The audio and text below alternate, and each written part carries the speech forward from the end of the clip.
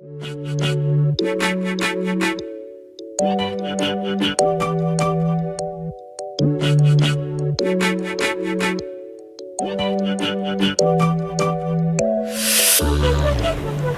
ketemu lagi dengan saya, Lendy Susana Saragi, dosen program studi pendidikan bisnis Fakultas Ekonomi Universitas Negeri Medan. Pada video kali ini kita akan membahas tentang desain organisasi.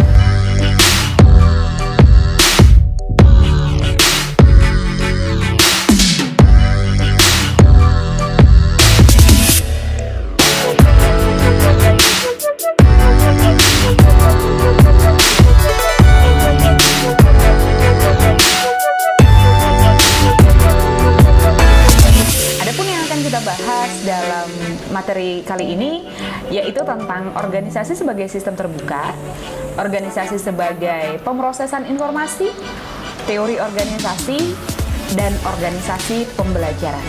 Sebelum kita masuk lebih lanjut mengenai materi, Steve Jobs pernah berkata bahwa satu-satunya cara untuk melakukan pekerjaan hebat adalah mencintai apa yang Anda lakukan. Jadi dengan mencintai apa yang kita lakukan, sudah dipastikan hasilnya akan lebih baik lagi. Nah, Bernard dalam bukunya yang berjudul The Function of the Executive mendefinisikan organisasi formal sebagai sistem dari aktivitas dua manusia atau lebih yang terkoordinasi secara sadar. Organisasi sebagai sistem terbuka dimaksudkan dia memiliki input, memiliki proses informasi, dan memiliki hasil. Kunci untuk melihat organisasi sebagai sistem terbuka adalah pengakuan terhadap lingkungan eksternal sebagai sumber input yang signifikan, karena dalam terminologi sistem, batas organisasi dapat menembus lingkungan eksternal seperti sosial, hukum, teknik, ekonomi, dan politik. Organisasi sebagai pemrosesan informasi dimaksudkan adalah bahwa organisasi merupakan sistem terbuka yang menghadapi ketidakpastian lingkungan eksternal dan lingkungan yang berhubungan dengan tugas internal. Yang kedua, dengan adanya berbagai sumber ketidakpastian, maka fungsi dasar dari struktur organisasi adalah membuat konfigurasi untuk unit kerja dan hubungan antara berbagai unit kerja.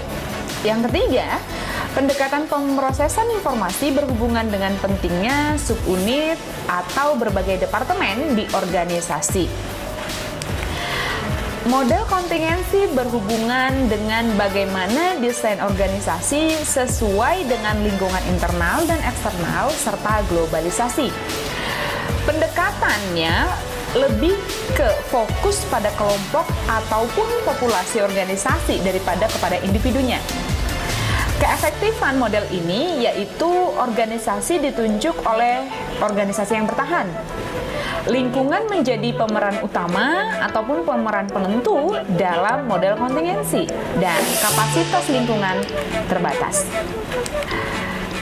Ada beberapa pakar yang menggambarkan organisasi pembelajaran dari perspektif dan dari generatif. Yang dimaksud dengan pembelajaran adaptif yaitu menyesuaikan diri dengan perubahan lingkungan, sedangkan pembelajaran generatif mencakup kreativitas dan inovasi. Organisasi pembelajaran juga ditandai dengan nilai budaya yang berorientasi, di mana di dalamnya itu mencakup bahwa setiap manusia dapat menjadi sumber ide yang berguna. Kemudian, manusia yang dekat dengan masalah biasanya mempunyai ide pemecahan masalah yang baik.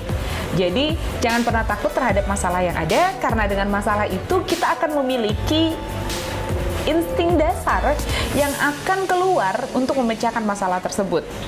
Kemudian, aliran pembelajaran itu naik turun, serta ide baru adalah penting. Kesalahan dilihat sebagai kesempatan belajar. Desain organisasi modern.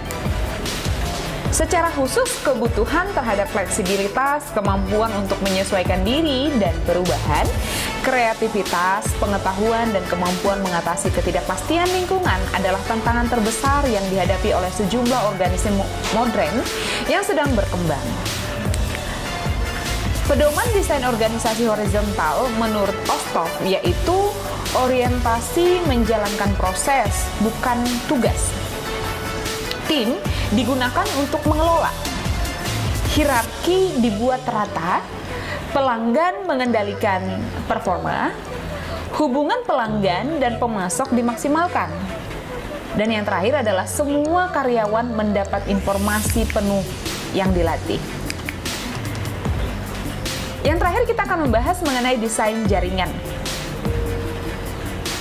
Miles dan Snow mengidentifikasi dinamika jaringan yaitu kombinasi yang unik dari strategi, struktur, dan proses manajemen, dan terdapat 3 jenis desain, yaitu desain ulang yang berupa greenfield, ada desain ulang rediscovery, dan desain jaringan. Mengerjakan segala sesuatu secara bersamaan dan memiliki tim yang solid adalah pengalaman yang terbaik untuk memperbaiki diri. Nah, yang dimaksud dengan organisasi virtual adalah merupakan jaringan perusahaan temporer yang muncul bersama secara cepat untuk memanfaatkan kesempatan-kesempatan yang muncul akibat perubahan yang cepat.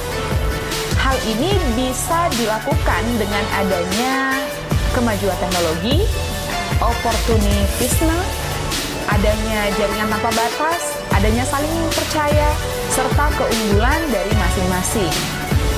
Nah, demikianlah pembahasan pada materi kita kali ini. Dan saya berharap kita akan ketemu lagi di video-video selanjutnya. Semoga bermanfaat. Sampai ketemu.